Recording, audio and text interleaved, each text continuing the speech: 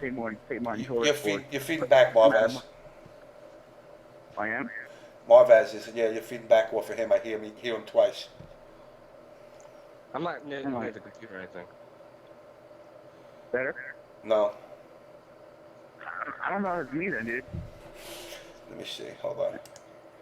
Start talking. Yep. Now you talk, Well. Hang on. Yeah, it's you. How the hell am I feeding back? I don't know. Hello? Yeah, hello, hello, hello. Yo, this is weird. All right, hold on. Let me drop you and re-add you. Alright. All right, is it better now? No, Marvez, it's you. You want me to recall you? I'm gonna recall you. I'll drop you both and recall you. All right.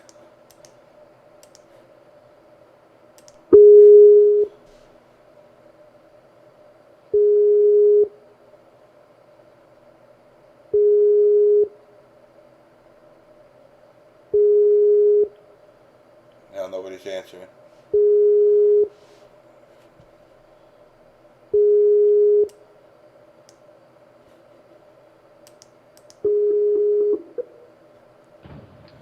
All right. Well, you sound better, Marvez. It's you. All right, go on again. All right. I was saying before about BXG as people have like a blind hate for it, but I mean honestly, the event showed that the FGC can draw, or just video games in general outside of that aren't directly esports, can draw can draw numbers that are money that's not just based solely on turnout and saying getting an actual investment and bringing an actual real material investment into the scene. And I feel like, I mean, Evo is great and Evo's huge and Evo gets huge numbers, but it's like having that force multiplier will only multiply and actually see the scene grow. And I feel like, I hate to sound terrible, no one wants to be the first guy to invest in something that no one's heard about. And I feel like next year VXG is only going to have more money behind it, and I feel like the more money VXG can get behind, that's more money that the FGC can then sit there and say, this is what got put into the community as a whole, and it will then come back for everyone. Yeah, I mean, it's like I said, it's, it does not hurt the scene. It actually helps the scene, regardless to what people want to think. And this is where the problem lies: is, people live by this myth that somehow VXG was going to hurt the scene, when if anything, it shows the scene growing at a stable rate. That other countries are actually looking at it, saying this is something that we want to invest into. And the problem lies when people turn around and believe that said person A is out to quote unquote steal. Yeah, I think you're still feeding back a little bit. No, you're all right. Um, but unfortunately, nobody quote unquote likes competition. And when VXG clearly came out and said, we're not competing, and Evo acknowledged, we're not competing, we actually wish you well, it didn't resonate well with other people because they still believed in their own way that, yes, it was a competition with Evo. When you're talking about a place that only needed, a couple of hundred people in order for it to be a successful tournament, literally their market was 150 people. You But know, also, you got to remember too that their goal was different because the infrastructure is already in place. It's not like we're just putting it up in place to run VXG. It's like this is the down season of the for the island. This is hurricane season. No one goes to the Caribbean during hurricane season, so any tourism that they can get outside of just the average random homie coming up the boat is a for a $5 plus. cruise is a big deal. Yeah. It's like this is people's jobs versus like saying people trying to run a tournament for shits and giggles. Like, I mean, this is my question, and I wonder why people go, well, we actually can't get much bigger than it already is. I'm like, these people do this for a living. Like as Rolando said before, he has a master's degree in hospitality. I'm like, what the fuck do people think this is going to become? It's like it's going to be one of the best run events in gaming in general, just because of the fact that you had professionals running it. Exactly. I'm not saying TOs are bad. I'm just saying that you actually have people who do this for a living doing this. As Can I ask compa- a question? What was the most they could accommodate, like, as far as players for a that tournament? that How much bigger could they go, I basically? don't know. I don't know that number from the ballrooms. I would say they probably could have accommodated at least up to 1,000. And that should be the goal then. They need the mid-level players. Nah, because see, that's the thing. Because you got to remember something. As the new guy on the block, you aim low. Oh, of course, but I mean, maybe not even next year, but the year after that, they want to. Yeah, they're gonna want. Obviously, they're gonna shoot for higher numbers. Yes, without a doubt, they got to shoot for. If they hit 300 now, they got to look. They got to look to 5 next, in order for it to be considered a sustainable growth. And with that said, like I said, I personally think if you don't at least do your best effort to get to this event, then that's your loss. In all honesty. Do you know if VXC plans to do something like they did with Empire to sponsor certain players, maybe? Qualifies everything again? Yes, they are looking to do Well, I that mean, again. like how they had the Yipes and Dominion and Sanford. They had the team, even though it might not necessarily be with Empire, maybe with other players. I don't think so, personally, but you can't quote me on that because I'm not them. Yeah. I don't think that was a good idea, to be honest. I don't think it was. I don't think it translated well overall. I don't think necessarily the players sold the event themselves. I don't think any player. I don't think any player can sell the event. The People event's think got to I sell like the mad event. shit, but he put the PDP or AGE in front of his name, he's gonna sell the shit out of it, and that's what somebody on the VXG team should have done as well, probably.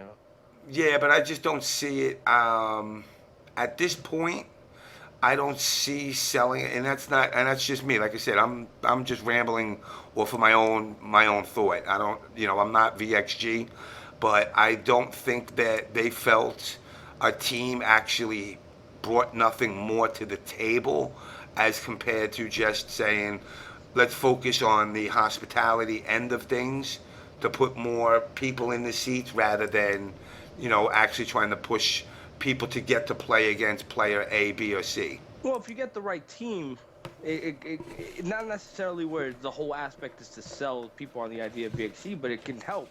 I don't see, honestly, I don't see any team out there with that ability. I don't see any team out there with the ability to draw people like that. I don't even think, like, even if like you brought Daigo and crew in, that would necessarily put people into the seats more than people that have been to the event word of mouth saying what kind of event it was for them, the experience for them, as compared to saying like, all right, well, we got Daigo and Daigo's going to be there. Daigo gets paid to come to events all the time, so it's nothing new. So I mean, I don't see them doing it, but like I said, I could be wrong. To be honest, I just don't know. But if I was a betting man and it was my event, at this point I would say no, I don't need a team to promote it. I'm just gonna let, quote unquote, let it rock as it is, sell it as the tourism hotspot, and let people know that they're gonna have a great time there. That yes, the tournaments are gonna end at at X amount of time, and at that point it's time to party. Yo, speaking of partying, like how did the drinking thing go in terms of like the actual, like, I heard there were free drinks everywhere. Mm-hmm. Yeah, you would just come in. There was bottles of shit everywhere you went. Yo, There was everywhere you turn, there was just bottles of booze. goddamn, that's what? That's awesome. So if you went, to, Club A, whatever, Tantra, for example, there was you got your VIP pass, you go into your VIP room, and it's just bottles of fucking vodka, rum, beers if you want. You just go up to the bartender, say, give me a beer, boom, done. Damn. Don't know when people were puking everywhere and stuff. Exactly. And now you know why everybody was puking their guts out. But yo, this tells me one thing: the FGC can't handle an open bar. That's all. I have to admit, it got to the point that even I was like, Yo, this is just too much. I mean, it was literally that much. You know, I mean, you couldn't turn around and not be drinking somewhere. And I drank till 6 o'clock every morning. Yo. Sounds like college, I'm not gonna lie. And I started at 7, 8 o'clock in the morning. Hey, man. You know, but, you know, like I said, it's, you know, if you see the spamming, wait, I see you spamming the OBS nonstop. What's OBS? Word. What is this tomfoolery? Oh, OBS, the On Bejeweled show. Ah. Yeah, you know, but you know, the point is, like I said, could it have been sold better, packaged better? Yes, I'm not gonna lie, it could have been packaged better. But do I see them trying to correct those mistakes? Without a doubt. You know, they know where their shortcomings were. Like you said, Rolando is not dumb. He's got a degree in this. You know, so they're definitely looking to increase the revenue, increase the scene output as compared to this year. Like I said, they met their quota. You know, and the important part about the quota, which a lot of people might not understand, is the Board of Tourism is, of course, the first one that's like, well, we don't know about this gaming thingamajiggy. You know, we remember Pac-Man, but you know, they really didn't understand that, you know, this gaming scene is, you know, a big thing and it's up and coming and growing. Now they're seeing it for what it's worth, and now they're starting to say, well, hey, there's obviously something to this, so we want to. We definitely want to support it, and they were very happy with the overall picture of the scene. You know, obviously they know that there were some issues, you know, that happened, and they want to focus more on alleviating it. I've offered my services to the local cable provider in hopes of sometime between now and, you know, before next VXG, offering them the ability to hopefully upgrade their infrastructure for their broadband. You know. James, can you come to my house and do my internet too? What do you want? Yo, my shit's kind of laggy, man. Like, I need to like figure out my cable box. Like, Well, I could. Which Motorola do you got? That's the first question. I have the old Scientific Atlanta modem. First thing you do is what speed do you got?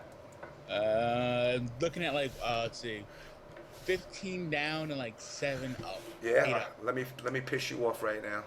I know how your shit works, dude. Don't worry about it. You have to tell me. Let me see. Hold on. Man, I don't hear about EP, okay, dog? Like, No. I want you. I don't have. All I have is. Shit, man. I got Boost. I got Boost Plus. First of all, upgrade to the Boost Plus.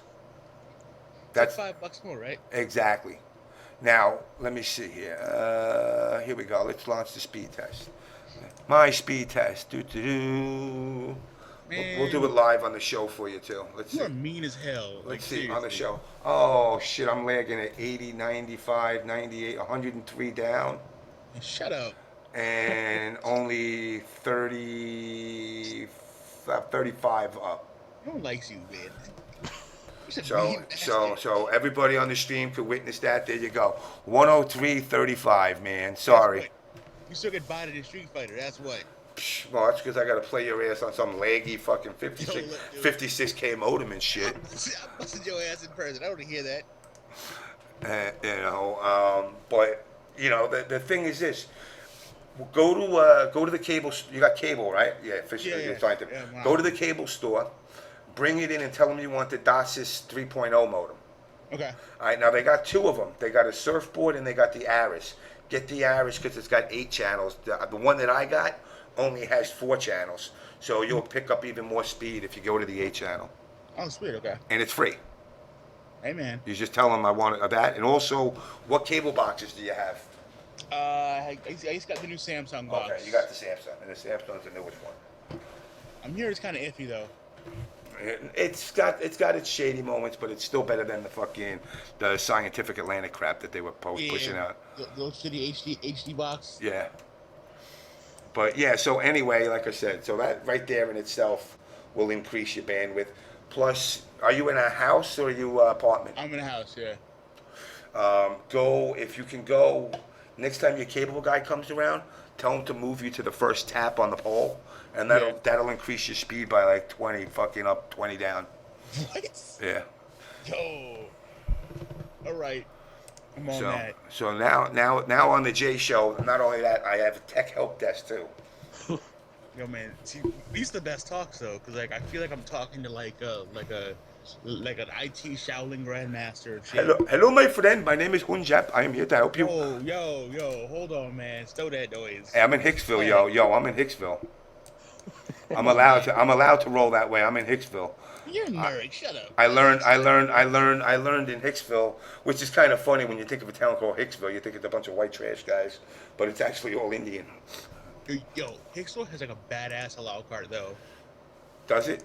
I don't do halal, like, man.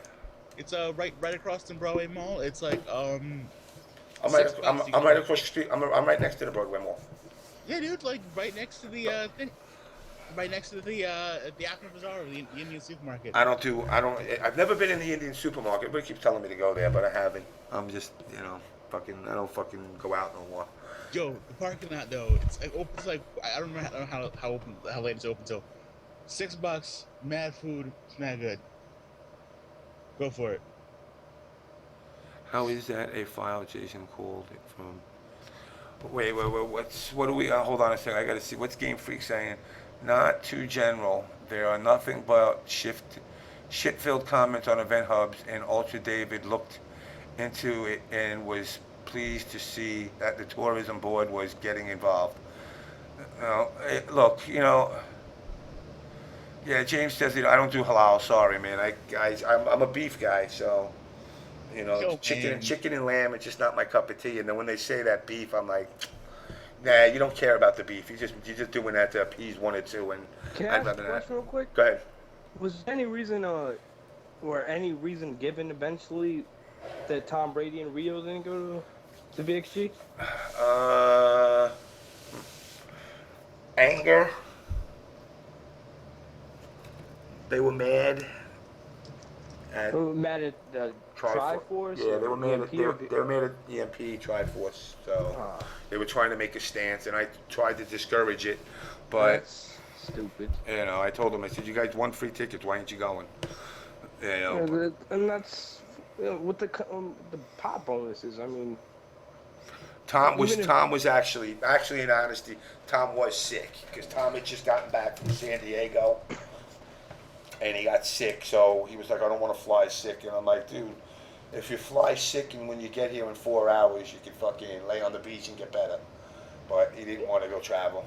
Plus, it's just a shame because I played Brady before, and I feel like a guy like him, regardless of what he does in the tournament, it's worthwhile to either have him on commentary or just be there in general. It just sucks that he wasn't there because a lot of people give him shit, but I feel like for the NRS side of the community, he's great at what he does. Yeah. I mean, people ignore MK9 at MLG, but he did a great job on the commentary and shit. Yeah, he did do a real good job at MLG. And I have a feeling MLG's going to pick up these fighters and they're going to run with them, including Capcom games. They need to. Including Capcom games. I think isn't that Capcom has a problem with MLG, I think. From what I'm hearing, that the problems, I've heard, don't quote me, but I heard the problems actually kind of resolved. Well, that's good. So, I mean, it definitely I hope a guy like Combo Fiend, being the community manager now, I think that he's a smart guy, personally. I would hope that as a community manager, he can reach out to MLG, because I thought that the production value of MLG, I mean, people could say it's stale, people could say, there's too much time in between matches. But I thought it was great. I thought it was fantastic. I really MK9 specifically, Soul Calibur.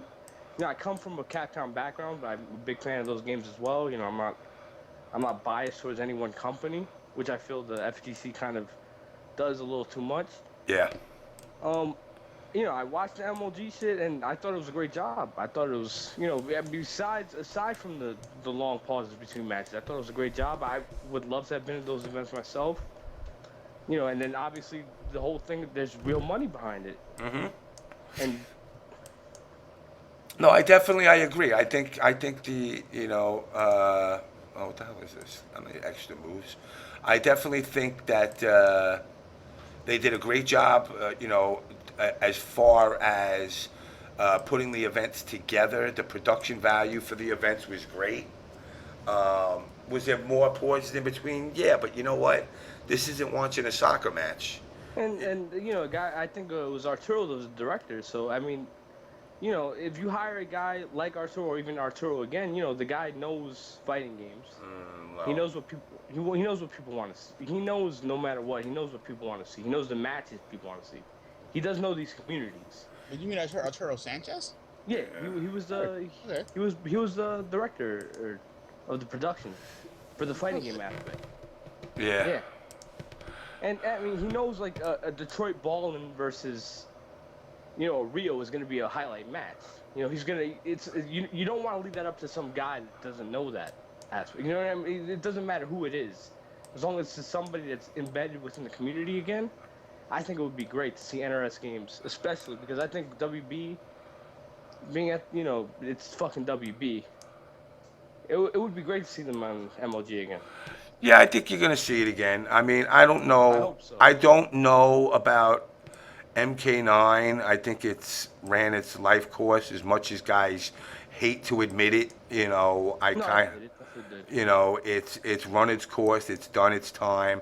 I've been saying on shows for the last 3 years or 2 years that games in general only have a 18-month lifespan by the norm. Therefore, you can't expect it to have much more than that. So if it does, it's obviously a plus. Games like Street Fighter and Marvel that can kind of last is great. But if you look at the average fighting game, that's usually that's the time it has. Is an 18-month lifespan.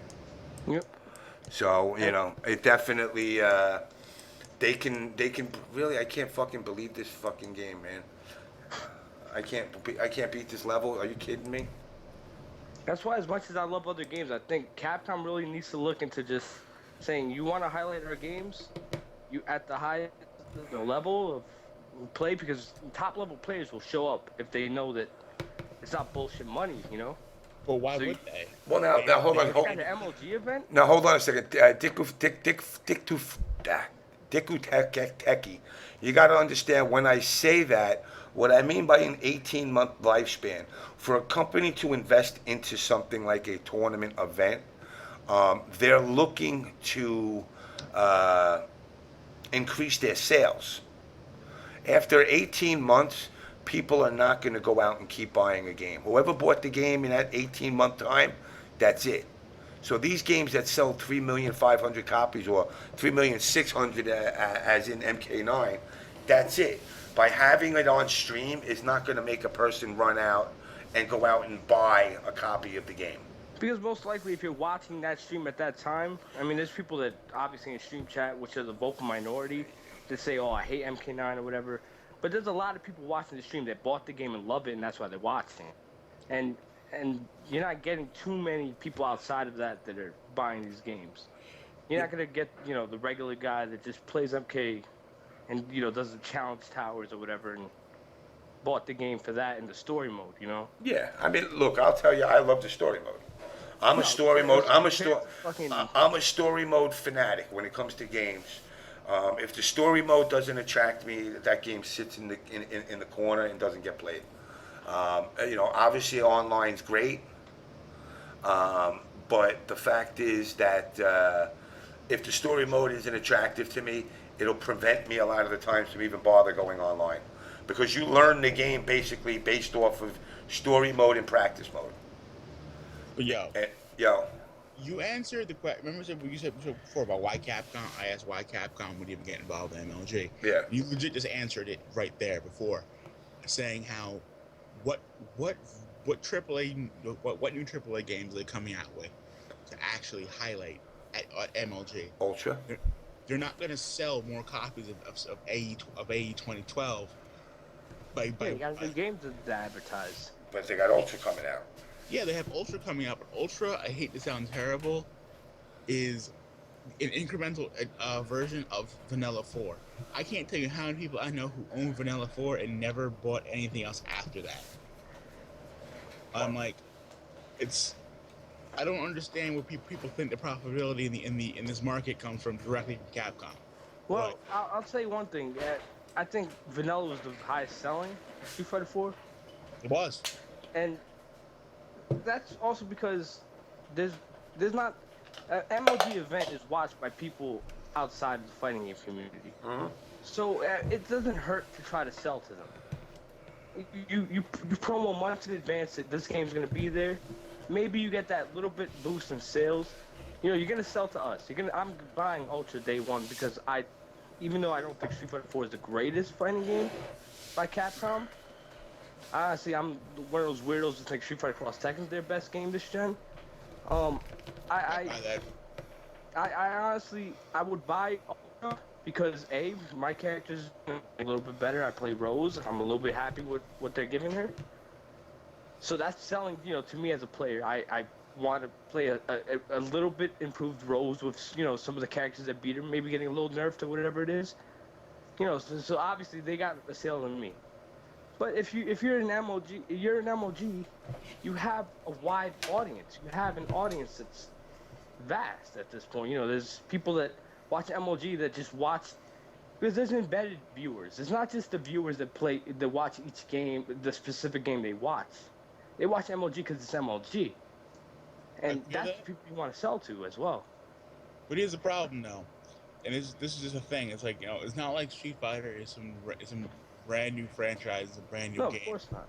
It's like, I feel like at a certain point in time, exposure from the tournament side of the equation really doesn't really do a lot to sell copies beyond the initial release. Oh, Ultra's not going to outsell Vanilla, of course. It's not going to outsell MK9. It's not going to outsell Injustice. I don't believe that's going to happen. Injustice sold really well. No, of course, yeah, I know. I was so surprised, honestly. I wasn't surprised. NRS and WB, they make games that can sell to the competitive player. People complain and bitch about, forward 2-3s and breaths and all this bullshit, but at the same time, there's people that never even touched online that bought the game. And then they beat story mode and never played it again. But that's, NRS is not crying about that. They're happy about it. That's a sale. And that's something Capcom could do, is make something worthwhile to play for the casual player, of course, because trial modes and then beating up a car isn't going to do it. But at the same time, if they do add these features, such as a real, fully realized story mode, and then they sell it, and they sell advertising to MLG, and they say we're gonna, and this, I don't think this is gonna happen. I'm just theoretically speaking. They sell the idea of a fully realized story mode, fully realized features, at a price that's lower than $60. Obviously, we already know it's gonna be lower than 60. For some people it can be 15. Like a guy like me, I can just buy it for 15 and have my update. And they can sell the advertising. Obviously, they have the money on TV. But they can also sell it to people that play other games through MLG or through any of these other leagues. They're trying to do it with their own little the Capcom Cup or whatever. But I think the Capcom Cup is another thing that appeals too much to just top players. Can I say one thing, though, man?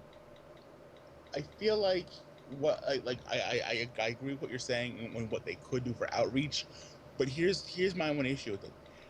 I say that what they're kind of doing with the Capcom Fighters situation, and then also talking about a Capcom is now paying attention to their IP usage rights in the fighting game community, and how I've just been hearing rumblings about possibility of stream licensing. Yeah. And I'm like, if Capcom Fighters basically becomes like their official licensed stream, then they have no reason to deal with MLG, because they will legitimately have a lock on every tournament that runs Marvel And here's where they'll go wrong though: is Capcom Fighters, they have the name, but they don't have the embedded viewers. There's a different. I mean, Spooky could have done the. I'll be honest here. He could have done the VXC stream for the Capcom Fighters and probably got more viewers. Yeah, but here's the problem. Here's the problem. Why didn't he? Why do you think he wasn't offered it? If he was or not, I would just say this. I honestly know for a fact because I could see the numbers. At Capcom Fighters, their best. I mean, I've seen NLBC, the battle circuit. I've seen it get bigger viewers than VXG day 1 and 2. Sure. Yeah. But my point is this. The blind hate that's gone out to VXG from the inception of it. I understand. There was on Twitter there's a certain Twitter name that just quotes out what people say from stream chat, like asshole shit people say in stream chat. And that guy said, somebody asked him, you didn't see what this guy said in the stream chat or whatever? He said, I wasn't even watching VXT. So, and where he would be watching an ECT or an Evo, obviously, So I do understand there's a predetermined hate towards the event. However, I don't think a Capcom Fighters was going to add more viewers to that event either. But it doesn't matter. I think having or Wtih, I mean, Wtih, I have no problem with him. I think, he tries his best as a streamer. I mean, people give him shit all the time. But at the same time, he doesn't have embedded viewers.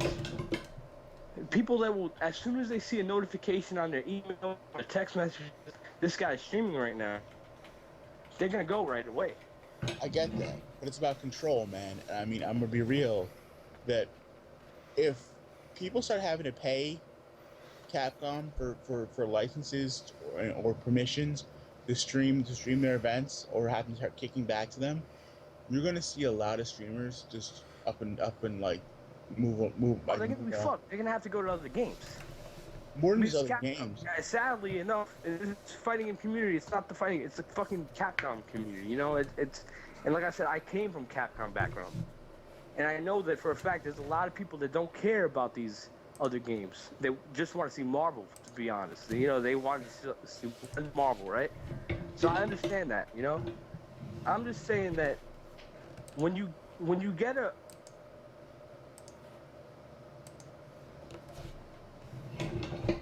Yeah. What happened? You there? I don't know. He just disappeared. He just disappears all the time, man. He's a fucking ghost. He's a ghost. He dropped. Let him call back in. He's right to a degree, but at the same time, look, the assaults that happened to VXG from the beginning have been nothing short of heinous, in my opinion. And I have no direct affiliation with VXG. I mean, I've met Rolando at many events. He seems like a nice guy. I would definitely go to bat for him when it comes to events. I think he did a good job, given the circumstances that he went through, of things not working out the way he wanted.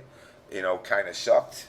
But he did, the one thing I respected about him is he turned around to everybody and said, what can I do to make things better, fast?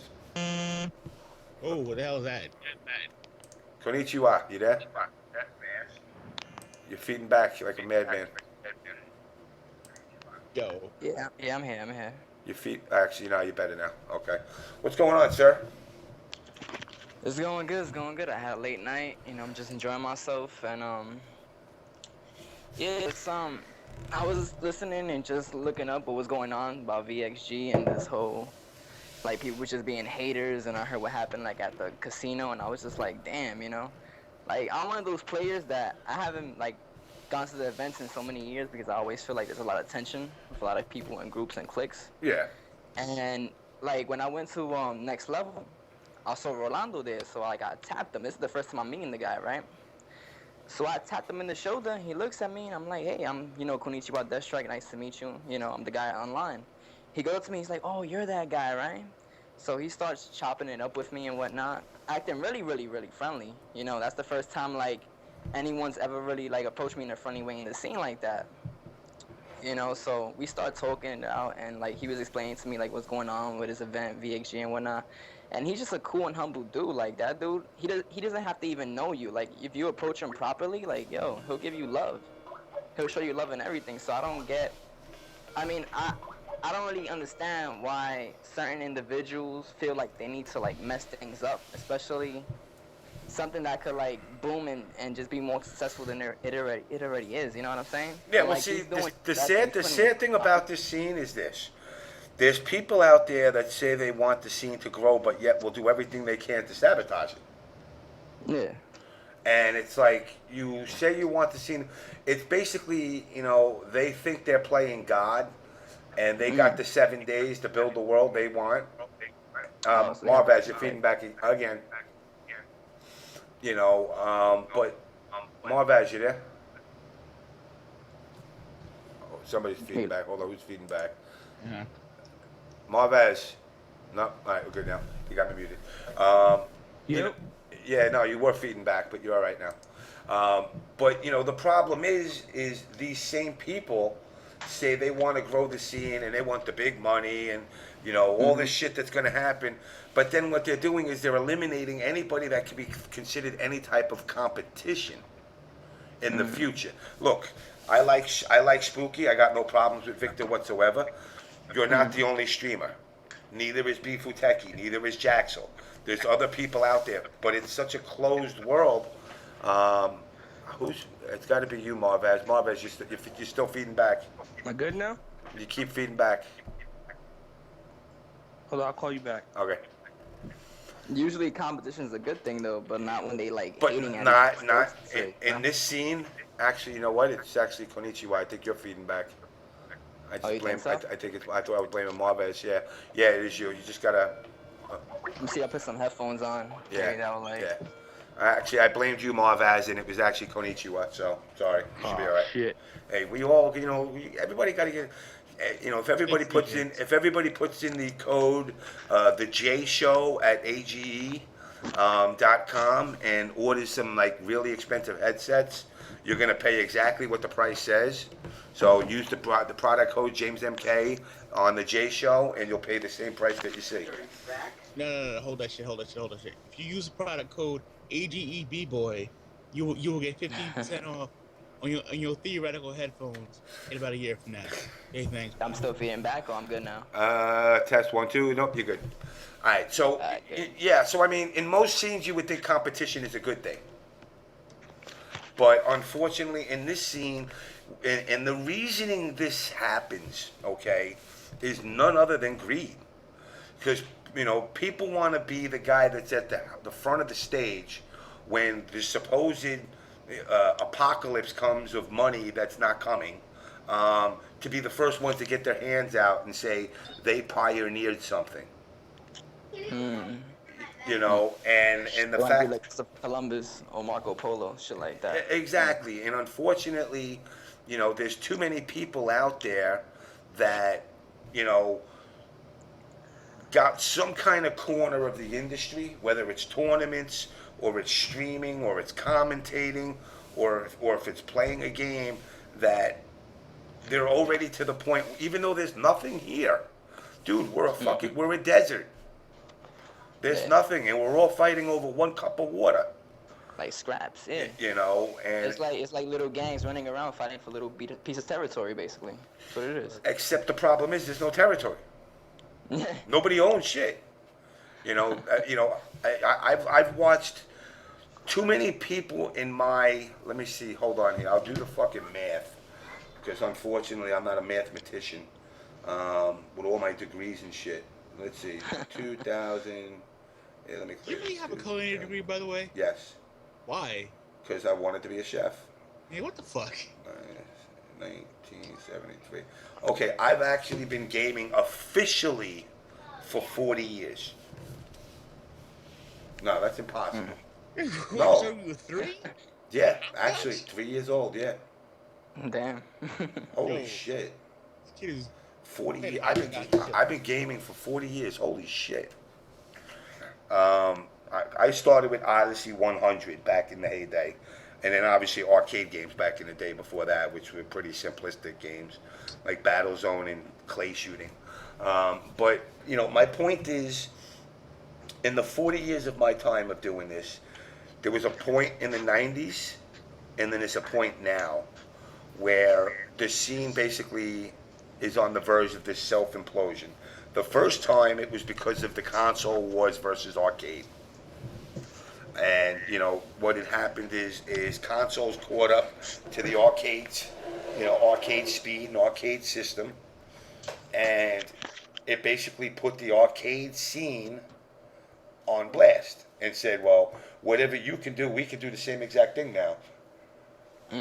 Which kind of hurt the arcade business because just like the movie business, with the releases of DVDs and CDs and all that back in the day, you know, it used to be you would go to a movie, and in a year and a half, a DVD for the movie would come out.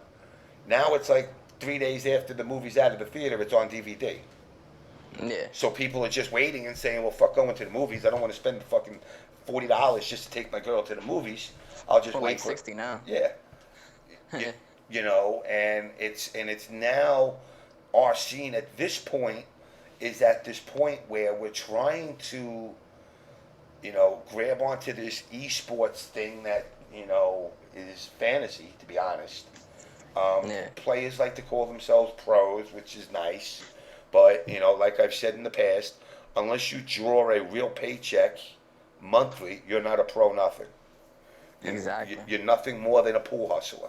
A pool hustler goes pool hall to pool hall trying to make some money. If he makes money, great. If not, oh well. Yo, you need to see the movie The Hustler with Paul Newman. Yes. And Yes, I've seen it. That, oh yeah, of course you've seen it. You're old, but I mean, I'm not trying to be a dick. You know what I mean. But yeah, I'm just saying that like that movie just cuts the whole point of exactly what you're saying. Yeah. Where like if you think you're gonna sit there and make a living off this shit, you're gonna get your fingers broken and you're gonna end up crying in the back alley and you're gonna end up miserable and lonely because I'm sorry, this is not any way to live. It's not a healthy way to live. It's not any way to actually cooperate. That was one of my favorite movies. But you know what I don't understand is like, where did they get this idea from? They're gonna be rich though. Did they get it from the MOD or they always had this idea? No, they've always had this idea. This idea has come from Fatality, making all the money he made during the Quake Doom days, and what people don't seem to understand is he did the smart thing. The money he made, he invested. He invested it, exactly. He didn't spend it. Guys in our community are either using the money to hopefully try to bail themselves out of jail, or gotta go there. I'm just saying in general. In general, I'm not saying anybody specific. Or they're pissing it away on just junk. To spend $600 to make $700 at a tournament is stupid. Like NASCAR. Yeah. Sorry. Can I say one thing? Like, I feel like top players, and there's a guy, Yipes. Yeah. He has a stream. Yep. Where if he wanted to, he could get the sub button on Twitch quick. If he streamed consistently. Yeah. And I'm not saying he's gonna become a millionaire off of this, but I'm just saying he could sustain off of this because it's proven. Even though New York, a guy like Spooky who has a sub button, he's not a millionaire either. But these guys, they can sustain, and maybe with that, do something greater with it. But if you become a content creator and consistently create content that's worth watching, you can do something with it. The max CPM has become a joke almost because it's like a meme which people are just constantly saying it, and it's lost its real meaning. Yeah. But there's something to it in that if you create enough content that's worth watching, even within this niche community, you can sustain into the point in which you can create something more out of it. But I feel what you're saying. But now, once again, I go back to what I said when I was talking to what's his name, Justin. What's Yipes do when he does that in 20 years? No, it's not. That's what I mean. Sustain for now until you create something more out of it. You know, a guy like But either of those guys, they could mm, create content for now, and you know, it, a guy, you know, Justin's on EG. You know, he has a great sponsor. The only one of the few real sponsors within the fighting game community right now. Yeah. And I'm pretty sure an EG looks at him creating actual content. I mean, today Justin streamed, you know, Naruto CPU matches or something. Hold up. Playing video games is not creating content. No, I'm not. Creating content is tutorials. to, I'm not saying creating content is just to play the game itself. Creating content is he's one of the best Rufus, and there's Rufus players out there that don't know what they're doing with the character. They But- play the character. But now here's the problem. Did you see the Gutex video yesterday? Yeah. Well, This is what to bring that up. Because he can't create that content. well, Because there's he'll a get difference between monetizing it immediately through a Yeah. DVD and Wait. to just putting out a YouTube video. Of it. Yeah, but the minute he But makes you- money you off know- of it, wait. The minute he makes money off of it, and he has a subscribe button, Capcom puts out a cease and desist. Well, if he has a subscribe button on Twitch and does a certain kind of content through Twitch, and then YouTube doesn't try to monetize it directly, it's a different story. No, because- it's not. The minute you generate a dime off of any content related to them, and now the fact that Capcom hasn't thrown out a million cease and desist videos, disclaimers to people, is because they're not big enough pennies for them to look at. But when you get companies like Brady and Prima who write the strategy guides, who shell out a lot of money to be the authorized the distributors of strategy guides for these products, the minute they say, oh wait, Justin Wong just made $100,000 off of his thing, that's bullshit. That's supposed to be our money. Exactly. And then they're going to go to Capcom, and Capcom's going to have no choice. Not to say Capcom, let's be real, at the end, Capcom don't give a shit. They got their money from Prima and Brady Games already. You know, they got their money in their pockets. So they're like, all right, cool, you could do the official strategy guides. So they don't care. But it's when they're getting these companies coming back to them going, well, wait a second. Why did we pay, you know, X of hundreds of thousands of dollars, millions of dollars to be the authorized distributor of content, and now you got these kids out there doing this and making money off it, which is taking the money out of our pocket. Hold up. Someone just mentioned before, you make it under fair use. You can't make something under a fair use license if you're making money off of somebody else's IP. If you don't own the intellectual property and you make money off of it, then you, even getting paid through indirect avenues, you're still generating money off of somebody else's content. And if they do actually track you down for monetizing it, for example, if you go and you monetize a YouTube account and you get approval, they can still come back to you and say, the money you got, you owe a percentage of so and so to, and you have to stop producing content just because of the fact that the actual content itself is not yours. Yeah, But you know what? At the end of the day, the players need to realize that they need to have other financial tunnels and not just gaming.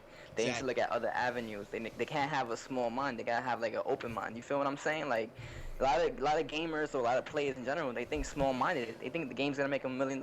It's not. You have to have financial different tunnels.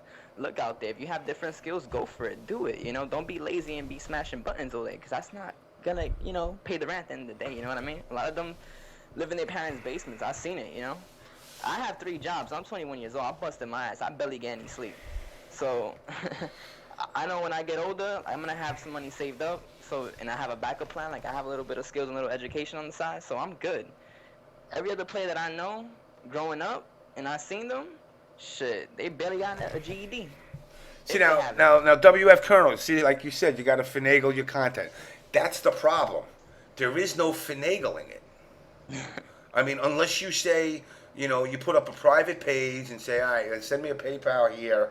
You know, there's no way for you to advertise the content that you made.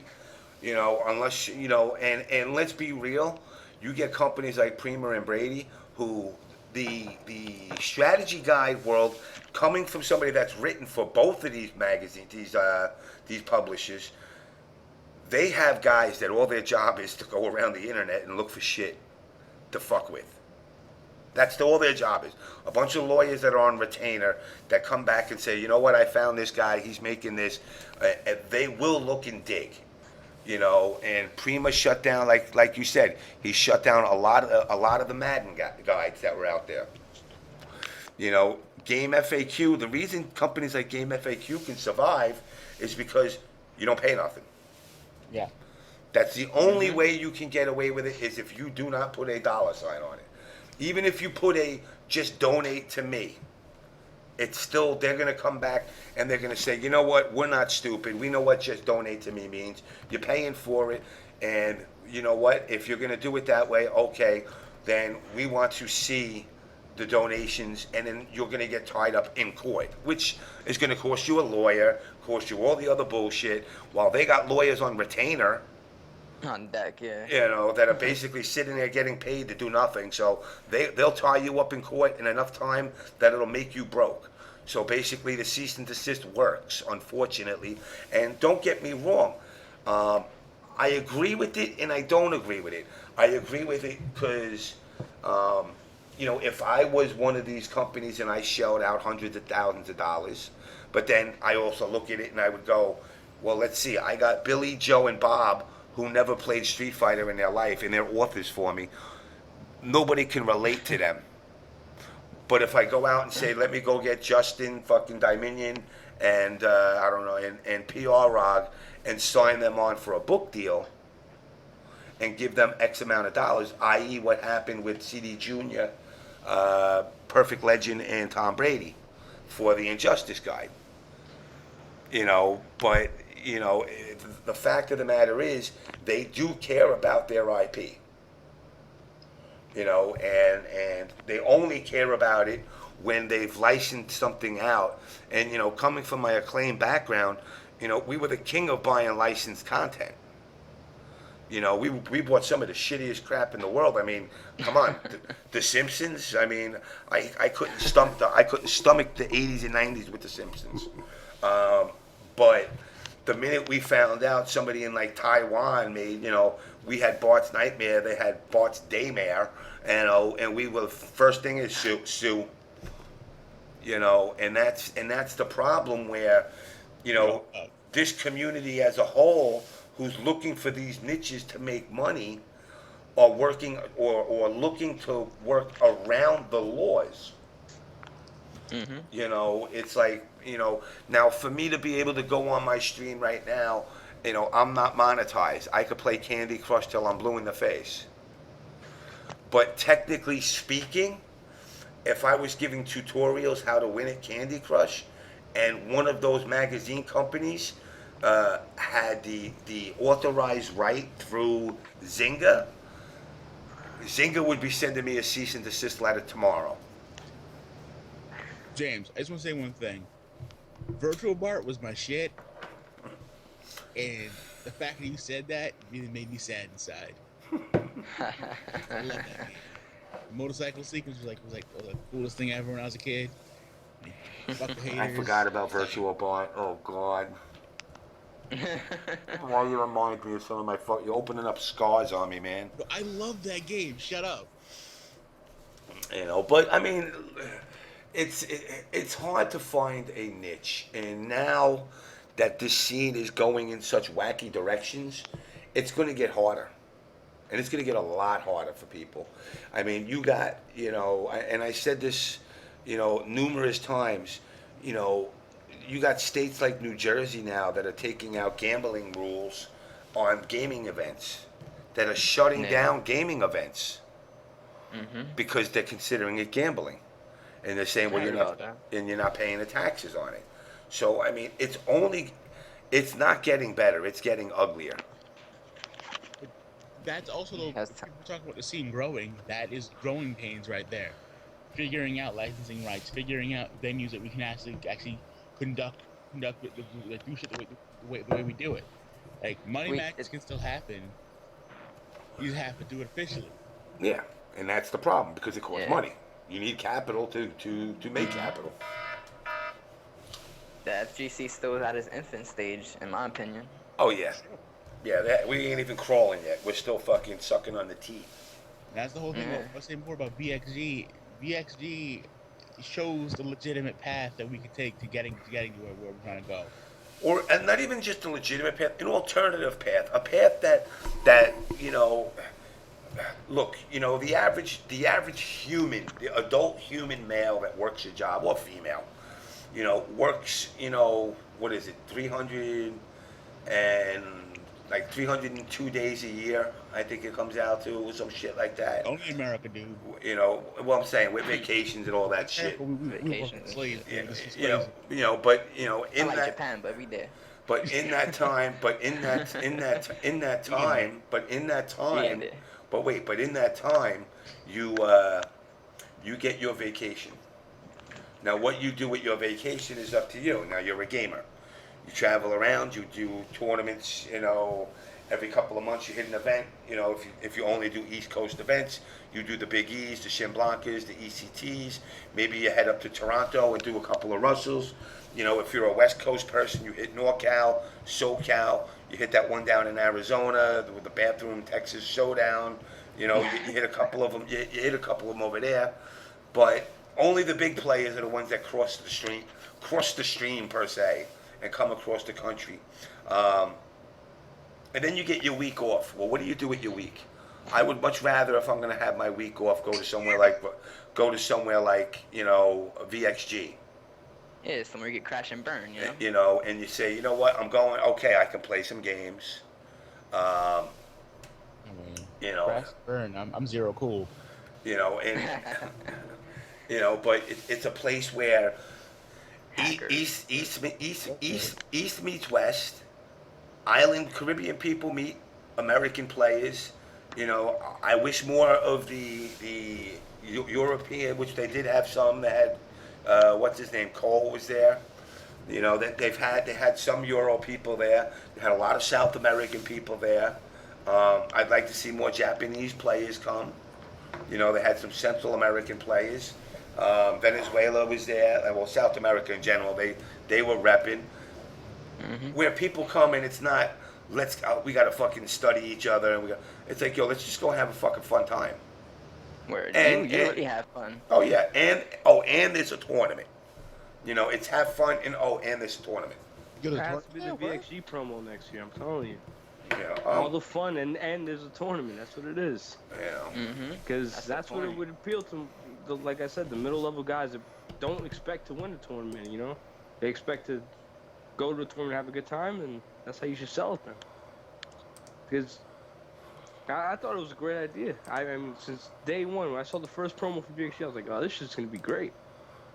Yeah. And, in the end, it wasn't great. It was good, depending on the day you watch and whichever game you're into, the outcome. If you're into Marvel, I don't think you can say it was great outcome. But if you're into Injustice, I think PL winning...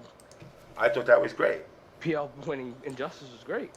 Chris G, it's a shitty fucking matchup, but it's great. It was a great, great thing to see. Here we go, one more time for the crowd. Oh God.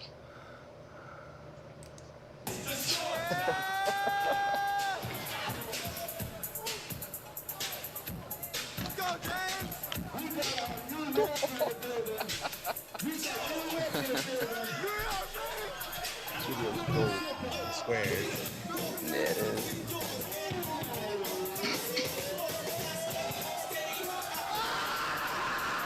Cracking my ass coming out and shit. Shit, that you surprised everybody over there. Like, oh, you could do that.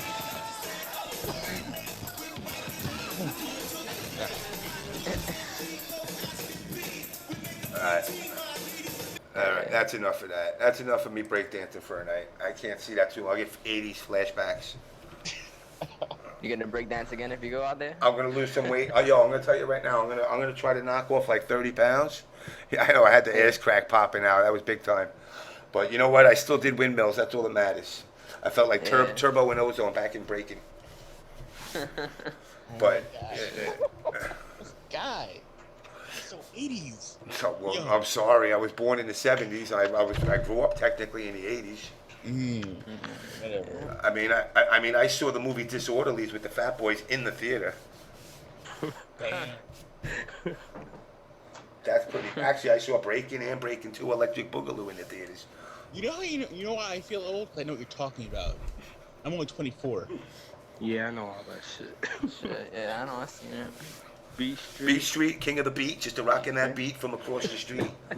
Beach Street, it's a lesson too, because you can't let the streets beat you. Damn, I even remember the fucking rap. Holy shit, I'm old. Damn. And who was the let's see, trivia question. Who was the bad guy in Beach Street? Don't go Googling it. Nah. I don't remember, dude. I'm sorry. I'm stumped. Spit. Yeah. Spit. Remember Spit? When the guy would tag, he would write spit over your tag and shit on the train. Swag got it. Swag 84. Damn straight. With 84 in his thing, now he knows. Yeah. With somebody named Swag 84, he must have saw the movie too.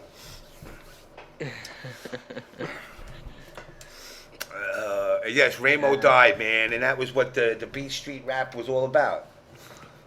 Mm-hmm. I mean, I can't believe I saw that fucking movie in the theater too. Holy shit, I'm old. But then again, I saw Towering Inferno was the first movie I saw in the theater with George Newman in Orca. In what? Orca with the killer whale. The killer whale, yeah. You mentioned that, I looked it up, I was like, oh shit, what the fuck is this? It was like 1978 maybe. I saw Escape from New York back in fucking the movie theater. Actually in a drive-in. I saw up until Empire Strikes Back in the drive-in. Wait, Long Island? Westbury Drive-in. Westbury Drive-in. Where that fucking mall is now. It used to be a drive-in theater. No kidding. Mm-hmm. Damn. There used to be so many movie theaters back then, especially in Brooklyn, so every block. Yeah. Oh, that reminds me. Speaking of VXG for a minute, and just random old movies. The only way I could describe my viewing experience of VXG was Cool Runnings. Remember all the old Jamaican people in the bar? Yeah. The first day, they're all like, this is so embarrassing. What's going on? And by day 3, like, I'm just bugging out here and having all the fun. And then after a while, they were like, yo, this is actually something to this. Yeah, that was it. I was like, this is what's up. And it's funny because, you know what? It's funny because, like, you guys know how in America, like, Latinos are, like, considered, like, the illegals and fucking the stealing all the jobs. You took my job mentality. It's funny. In the islands, it's the Jamaicans. And what was fucked up was there was like they had a band playing there, a steel drummer band from Jamaica, that was actually like a well-known drumming band, steel drummers down there. I think they were called the Steel Drummers, and 2 of them came across with fake visas. So fucking La Migra came and took them away.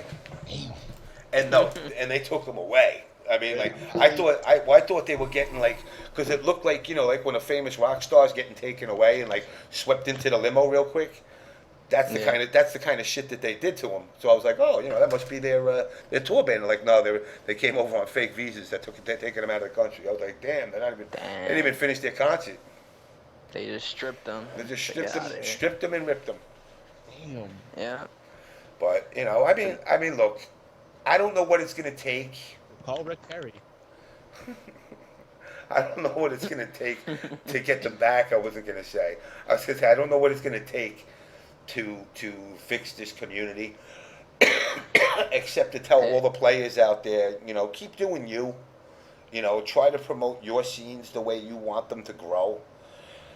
The rest of these people have to listen. They have no choice. Eventually. Their businesses will fall. I'm sorry, I'm just reading the chat real fast. And when I say bad boys right in a circle, they take it away. Pretty much. But, I don't know what it's going to take to make this scene grow. I hope, like I said, I hope this scene winds up, learning on its own. And growing basically through the fact that the players... And when I say this, I don't mean this to do it in a classless way, but not dictate, but make the tournament organizers and the commentators and the streamers understand that this is what we want. And we are the ones that control this scene, not you guys. You guys can make whatever, I hear people complaining about, tournament organizer A making $50 million and tournament organizer B making $20 million. I don't care what you make. Nah. But you have to look at VXG as a whole and say the event as a whole was a success. By all means, even though there was one bad day, by all means, it was a success. What it came to do, it did. It brought double the numbers it was supposed to bring in. And obviously next year they're going to shoot for higher numbers. I will support VXG unless VXG turns around and disappears. But I think it's an event that everybody should try to get to. Just like I've said to people, the same exact thing with Evo. You should at least try to get to Evo at least once in your life. I'm not crazy about the 113-degree desert, but, it is the competitive, it is the competitive, what is this? What dropped? Who dropped? Everybody's still there. It is the competitive, quote-unquote, world championship. And hopefully next year VXG will start attracting more Asian players. I wouldn't mind seeing some Daigos and Tokitos and them coming. And I think, making Triforce the fall guy, which was kind of unfortunate, and it was like yesterday on Ryan's chat, I kind of felt like I was trying to be lured into a question, but it was, I guess they wanted me to step on Triforce and blame him. Like people have asked me, he was given $20,000. Yeah, he was paid that money as payment. He earned it. The fact that he spent it and tried to reinvest it into the Empire was his choice. Hey, more than his players that had VXG in front of their name, Triforce sold VXG. I mean, he did his job. He earned it. More than, like I said, the players who you're gonna watch. And he earned his keep. And I have a feeling, in fact, I know for a fact, I don't know if he's made it public or not, but I know for a fact he is working with the Cool Running Jamaican crowd. And I hope he grows that scene. I hope he, I know he talked to a lot of Jamaican players, so my guess is he's trying to do something with them, and I hope it's successful. And what I don't understand is, look, like I said, and me and Triforce have had this conversation numerous times. We don't see eye to eye on 90% of things, but I don't think he's a bad guy. I don't think he's out to hurt the scene. I don't see him turning around, and I hear people always talking all this shady shit that he does and this and that, and I'm like, I don't know what shady shit you're talking about because I have not seen it, and I'm not blind. Has he overpromised shit at times? Yeah, but no more than like DMG did, and other tournament, organizers before they went MIA after fucking blowing up tournaments. Everybody wants to give the best. And it's like, if I turn around to Konichiwa, Marvaz, and Will and say, all right, I'm going to give you each $10,000 for coming on the show. And I wind up talking to, I don't know, let's say, I'll use Mad Cats as an example. And Mad Cats tells me, Jimmy, we're going to give you 40 grand. I'm going to be like, all right, cool. So I'll give you each 10 grand. But I didn't get that money in my pocket yet. But I already told you I'm going to do it.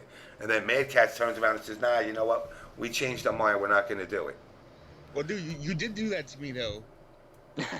What? I promised you a bottle of guava berry on stream. Give it to you. No, you're talking about JamessMK from the On Blast show. Yeah, those are two different people. That's a different guy, man. That's a different guy. This is the J okay, show. Okay, whatever. If you want, you take that up with him. Is the team actually called Cool Runnings though? What's that? Like the Jamaicans Triforce's work, was they actually called Cool Runnings? I don't know. That'd be kind of cool, though. Yo, I mean, I would legit be like, hey man, people can't believe Triforce has got that bobsled team. Yo, they won. Jamaicans won FIFA, so you know that was another thing about VXG that a lot. See, our community looks at it and like, oh, the FGC. It wasn't just about the FGC. Nope. By all accounts, the other events, the Call of Duties and the sports games ran really well. Yeah. Yeah. Did Rolando say he had like a racing thing going on too? Because I love racing games and that's my shit. I could have Especially when I'm going swore. to- I could have swore he said he was talking about it. I don't know if it ever happened though. I mean, from what I understand, Persona had like only 2 entrants, if I'm correct, and it was like $3,000 pot. They just split it 1,500 apiece. Not a bad fucking deal. If I knew that, I would have signed up. Yeah, I would. What racing games they running though? I don't know. I don't know if they were running. I don't think they were running racing games. I think he was shit. talking about it, but I don't think he He did. was talking about it. Yeah. Yo, baby. I'm not sure if it was something about Gran Turismo, something, Forza, something like that. I'm not sure. Forgot. Some Daytona going. Daytona. Yeah, That'd be cool. That's garbage. Well, I'll be hot. I'll sign up for that. I mean, I don't play Daytona, but still, something new, you know. Daytona's garbage. Yeah.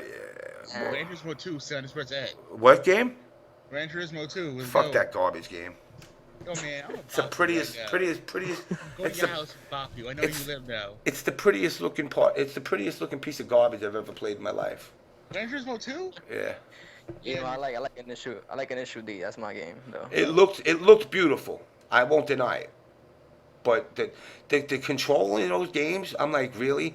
They're like, it drives like a real car. I said, I don't know what kind of car you motherfuckers drive, but if my car drove like this, it'd be at the mechanic 24/7. Well, the thing about Gran Turismo 2 was you needed a wheel to play it. Yeah, You you need couldn't to play play it on a pad.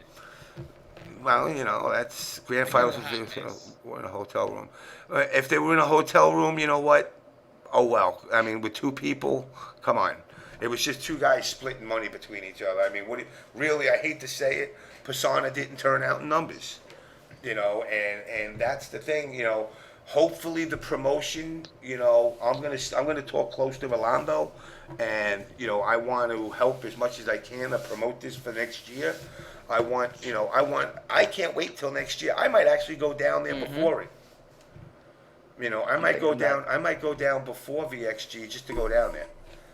You know, I mean, I had a great time. I mean, listen, I would go into the market, okay, that was like 2 blocks away. I bought a barbecue.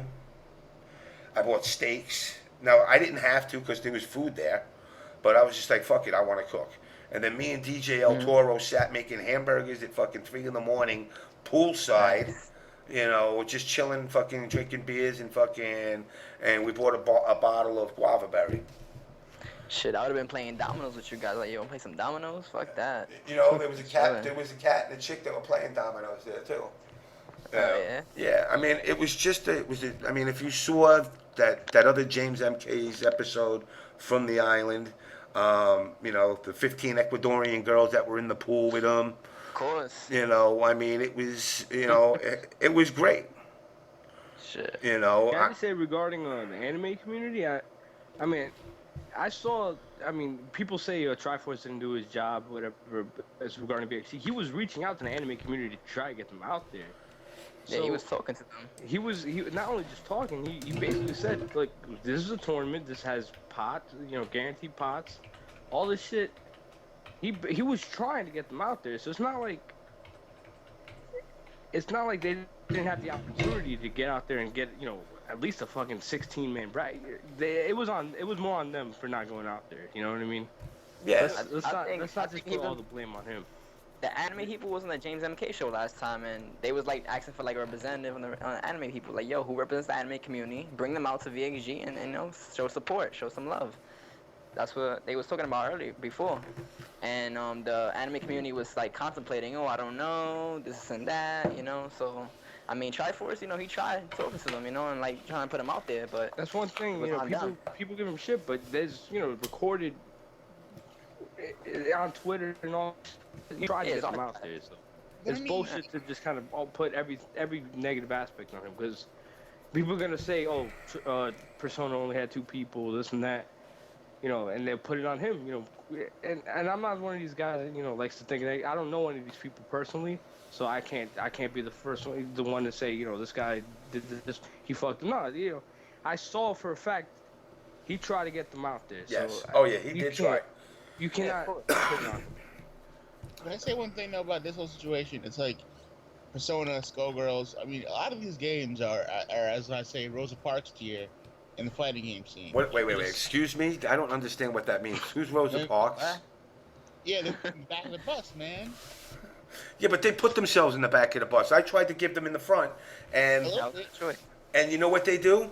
And I hate to say this, they're the ones that complain the most about me. Well, I was gonna say that, like, honestly, a lot of like Skullgirls are those games where I hear so much about support for it. Everyone's about how much they love Skullgirls, how much they this is the best game ever. And they I don't come never out. see anybody come out for it exactly. And They I'm on like, the dungeon. you can't sit there and complain that, oh my god, we don't get spots on the main stage, we don't get money, we don't get anything else really when you don't go. Yeah. And it's like, First got to be support, you know. exactly, and it's like, you can't. That's kind of the biggest. I'm actually with the lead, so I just want to get these 3 points out there. The 3 biggest problems in this community right now are: one, people are entitled as fuck. They think that everyone owes them a place.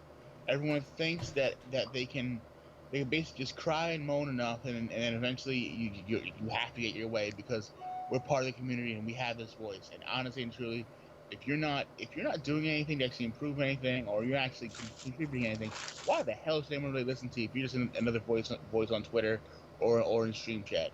And I'm not saying this as a consensus. I'm saying this as an individual. You have to honestly and truly make an effort to actually contribute to the community if you want people to actually honestly care about just what's going on in general. Now, the next thing is that this isn't a job. This is a hobby. No matter what Exactly. you do, it's like, no matter how much money you think anyone makes, it ain't your damn business because it ain't your money. If the TO's making money hand over fist, as long as they run a good event and then just support the event and be done with it. If you like VXG, you like VXG. If you don't, then fuck off. Who cares? But the thing I is, will say they have the players, regardless of being a job, they have a legitimate gripe when it. Yeah, I mean, I'm a big fan of the Evo series. You know, I've been watching for years, even before 2009. I've been watching through YouTube videos or whatever. I, they have a legitimate gripe when they're only making a certain amount of money. And I mean, not to say that legitimate gripe can be answered right away at this point, but they got one at this point. But it is a shame that if you're winning the world championships and you're not making more, or at least equivalent to somebody that's just winning like a one of the the MK9 community when they were at MLG, I think they were winning more money for first place, and it wasn't a world final. It was just an event. Yep. So it's a shame, regardless. So when they have a gripe, regardless of how they see it as a job or not, it is a shame. well, I'm not talking about the top players. I'm talking about the people. I'm talking about the people. Well, the top players are the ones that are winning these events, and there are the vocal. They're the vocal ones when they're saying there's not enough money. You talk about a Chris G. I'm a big fan of his. I'm from New York, so I root for him no matter what. And I'm a big fan of his Morgan play, but he is the one that's saying, there's no money in this. And I can guarantee he's making more money than the guy making 8th place, and not just because he's winning. He's making more money because he goes to these events and he has a close enough to a legitimate sponsor. I'm pretty sure they get him there. He plays these money matches probably that we don't get to see, and he makes a killing off of that too. But at the same time, when he does, say, well, there's no money in this, he has a legitimate gripe. Yeah, you're right. But basketball's not a job, Sydney. Come on now, you gotta accept the fact that straight up. You gotta realize that no matter what you do, this is not meant to sustain anybody. If you're trying to pay your rent playing fighting games, and I mean Chris G can do it because he's good enough. He can sit there and he can go out and say, I'm gonna make this money today, some way. I'm gonna come home with money in my pocket. But there are people in this community who go out thinking, and they go out to tournaments thinking, I'm gonna go out and make my train fare back in a money match, or I'm gonna go. That's stupid to think. I mean, I saw somebody from VXG even won an entrance for Melee, which didn't get enough for the pop ones for Melee. Somebody expected to they took a plane there, expected to winning enough to get a plane back, and the pop bonus never occurred because there wasn't enough people. It's understandable. So there's people that have stupid expectations. Yeah, and that's the problem. I mean, a lot of these people who are complaining about money and are complaining about the scene. And I'm not talking about the people who are actually like in the actually going to tournaments, winning the money. I'm talking about the people in general, only like in the actual who are in the extended universe. None of this really matters, and this is not going to become a sustainable thing for any large group of people. The people winning today, whether we go quote esports or not, are going to be the people winning then, if the whole term doesn't change over.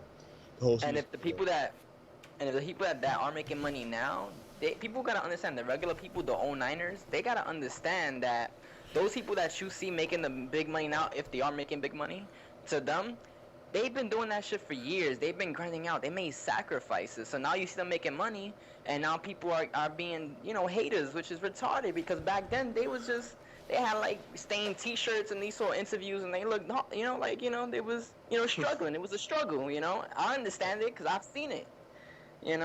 I've been through it myself.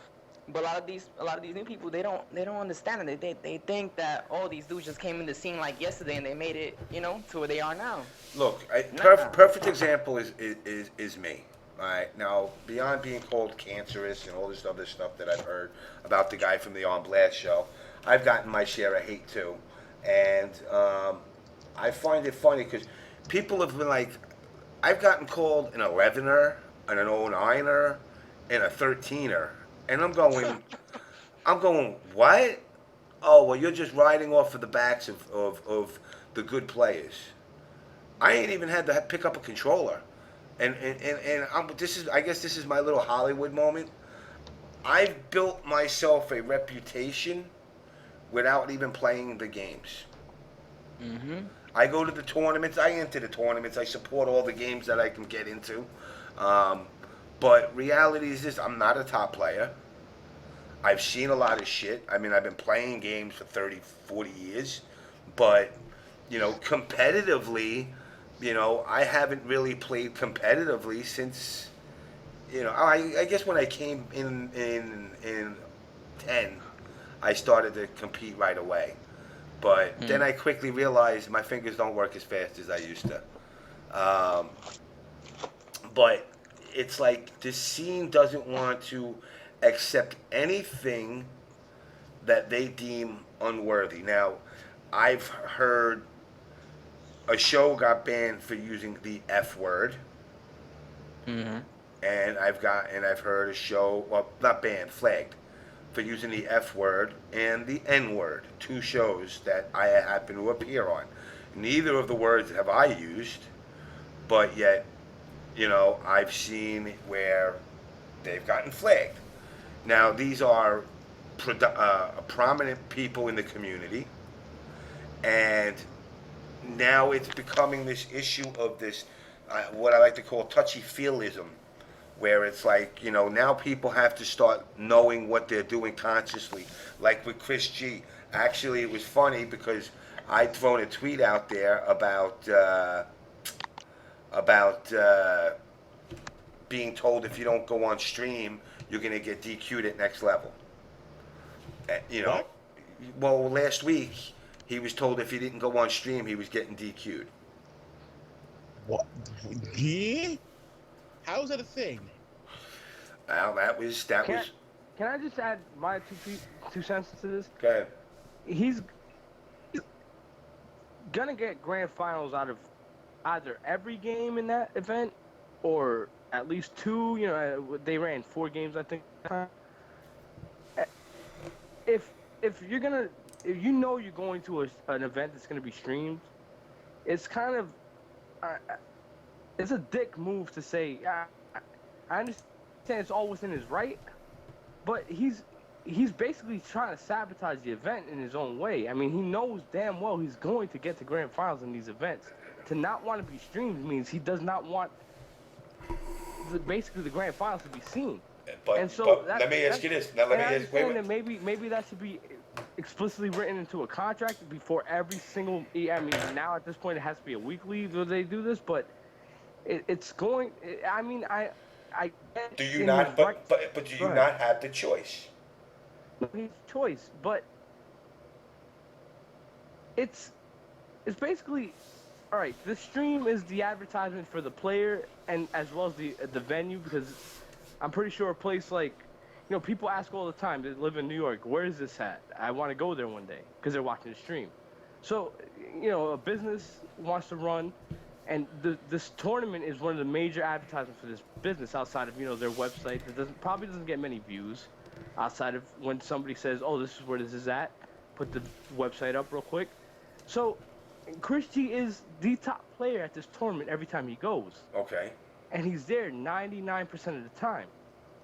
Yeah, but now, So- let me ask you this though. All right, for example, I go, Konnichiwa, you're a fucking scumbag. And then now next week I turn around to you and say, can you do me a favor? Come on my show. What are you going to tell me after I just called you scumbag? I don't think he's here anymore. Konnichiwa, you here? His phone died. Bro, Yeah. you called him a scumbag and he can't answer back. That's a dick move. Listen, I understand that No, he's still here. You're here. listen, the way That's it was handled was wrong. I agree with Yo, that. fuck you, James. Oh, shit. I thought that was Konnichiwa talking. Yo, man, it's a dick move, bro. Sorry, man. Now, let me, I'm sorry. It wasn't Konnichiwa. You're not. He said, fuck you, lol. I didn't even know you dropped out. I'm sorry. I actually, Marvaz, I thought you were Konnichiwa. My point is to you, Marvaz. Now, if I called you a scumbag last week and then turned around and said, now do me a favor, you would tell me to go fuck myself, right? Yeah. Okay, course. so now the week before, like wait, I said, wait. I don't know how it was handled. I don't think agree he with how handled I it. feel like I feel he handled it the best way possible. The no, reason I being, mean, on both parties. I believe if anything, it could have been handled better on the streamer's part. However, if you really want to make a statement, you don't want to go to the show, right? Don't go. that's what I told him. And that's but obviously he wants to play, which makes sense because that's how he tunes up for major events. Yeah, But to not want to be on stream means he wants to sabotage the. I mean, it was in a protest, and I understand he wanted to have his personal protest. yeah, I but understand. see, here's what you got to understand. Wait, the week before they DQ'd him because they said he was colluding, and then you turn around to me now that I'm in the finals, you tell me I have to play. Now that's the part where I'm going. And listen, I'm one of these people that I know Chris G plays Yang. It wasn't a surprise to me if you pick Yang. And if anything, it was Sanford's pick of Rog that kind of made it look stupid and the laughing, whatever. I mean, and it's all kind of at this point it's like it's in history and if he goes there again.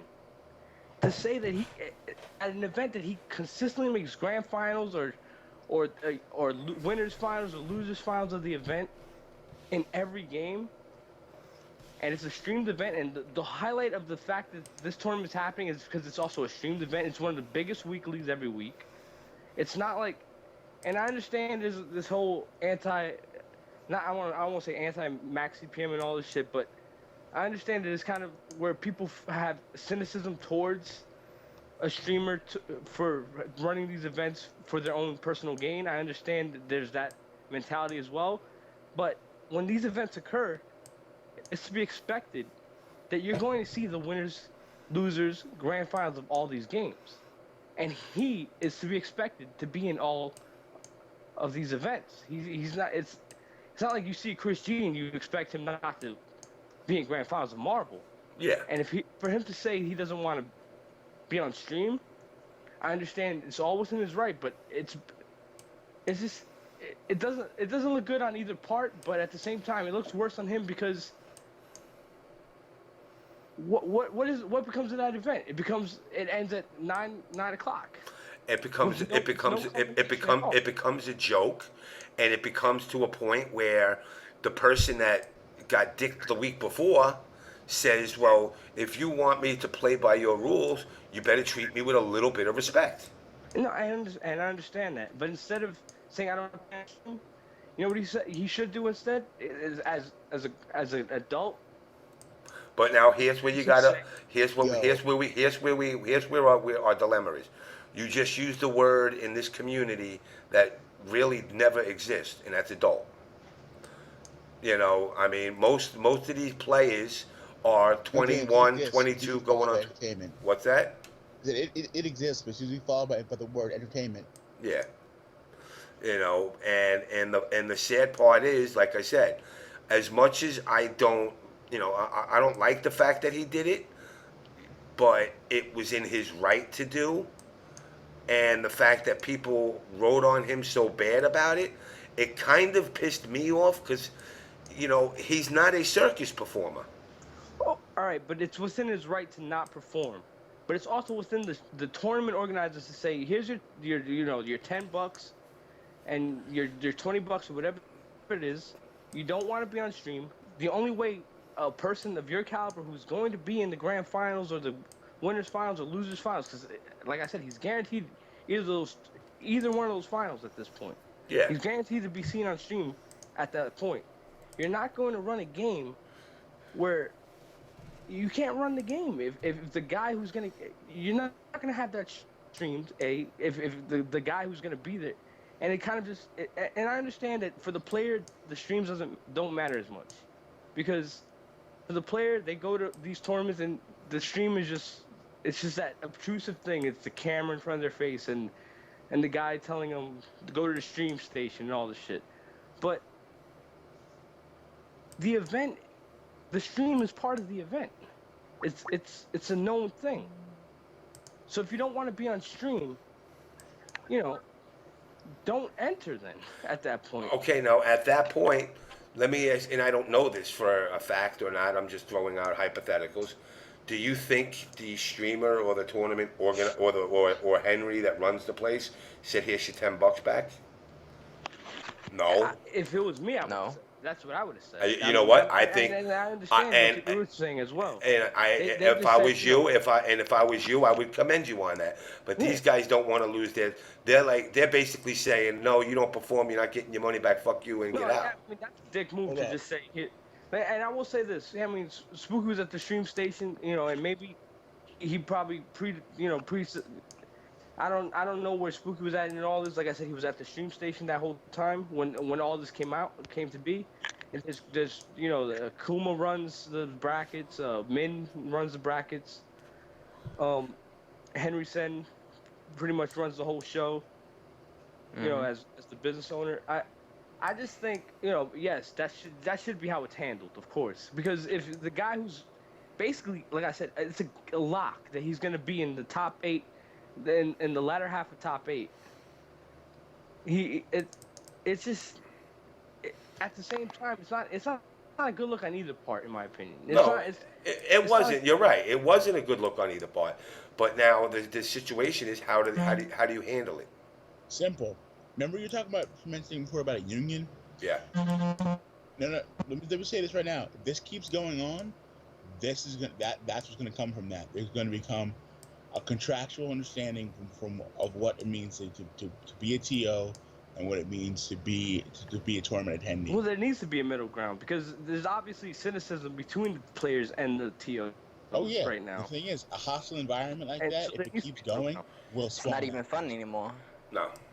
It's like the whole point of the FGC was that it was like a family. At one point, I used to go to Chinatown Fair every time, and I used to be excited, you know? Like, when I was a teenager, back in high school, I used to always go there. I was the shit. I loved it. I loved the scene. I loved this community. It was all love.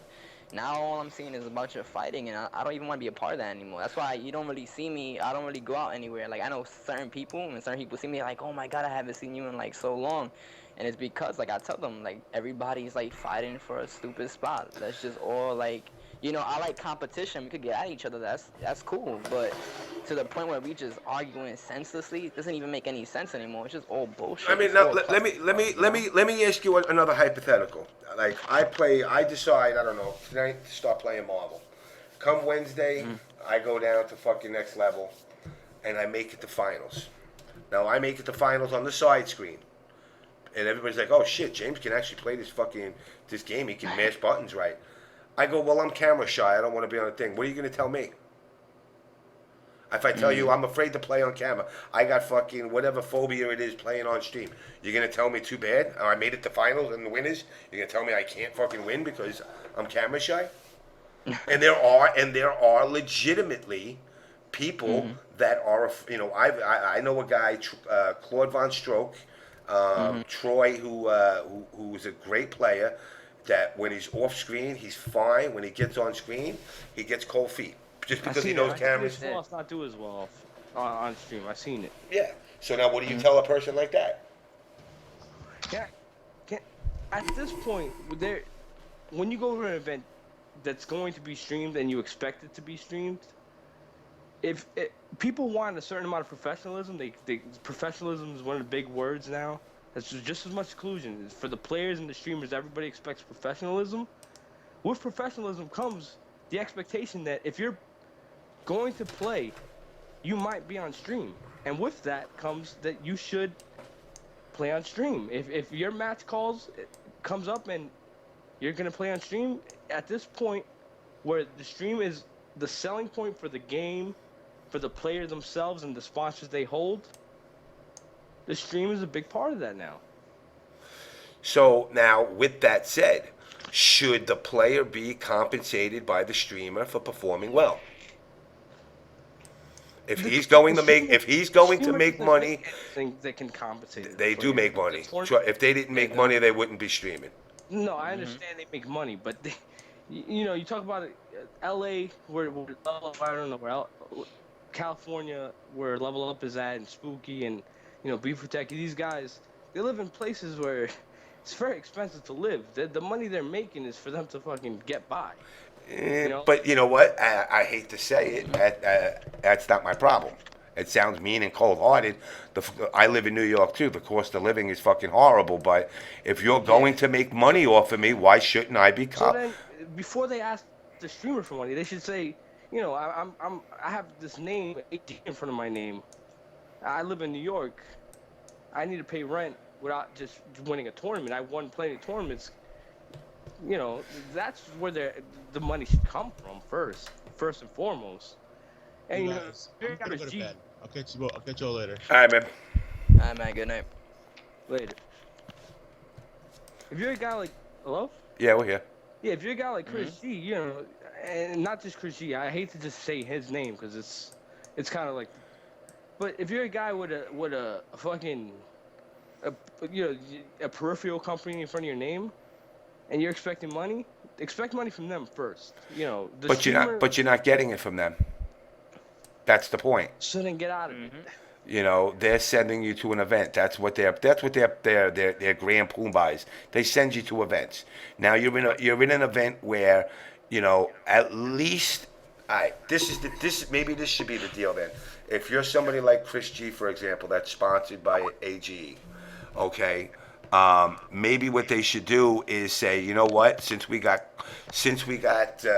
Chris G playing, we're going to run promos for AGE all night.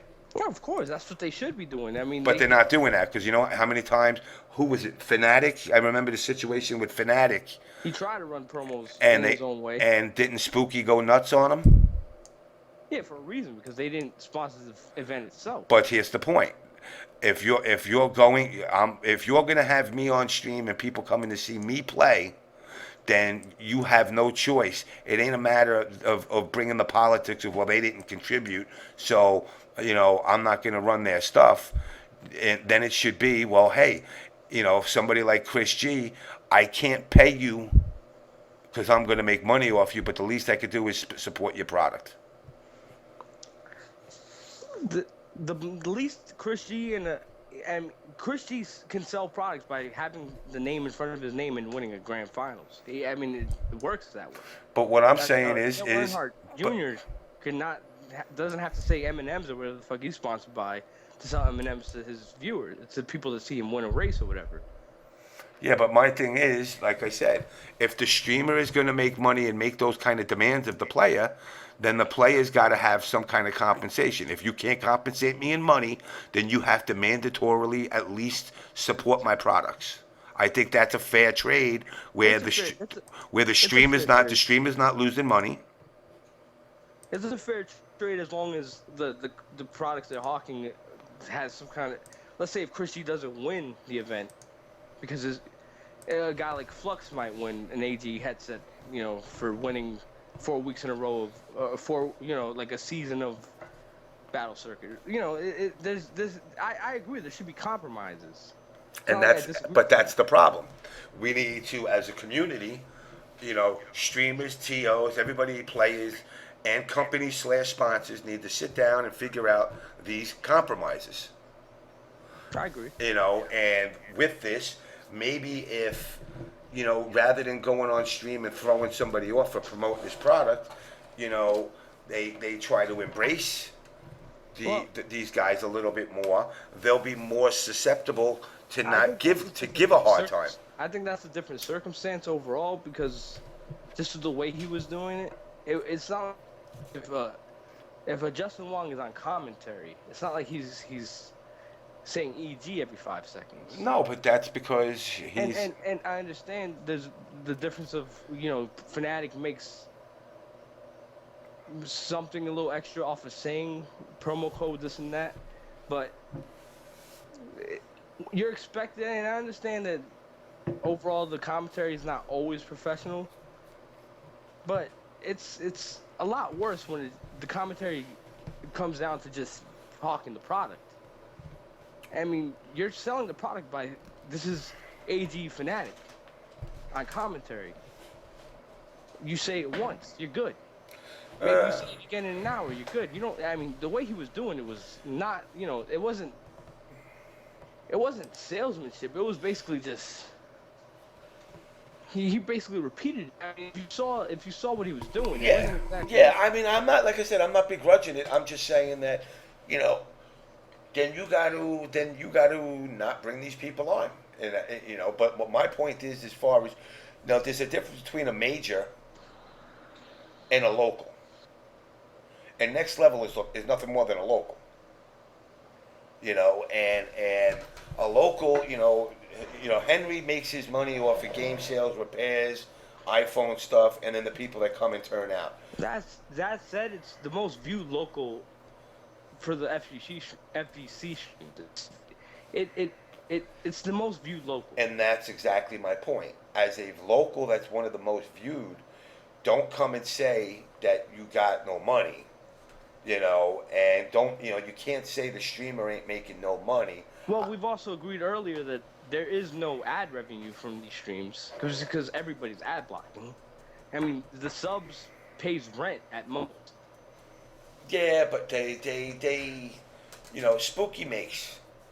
I mean, let's not be foolish. Spooky makes, and I'm not trying to take his money away from him, but if like I said, the collusion thing, I don't agree with colluding. I've never have.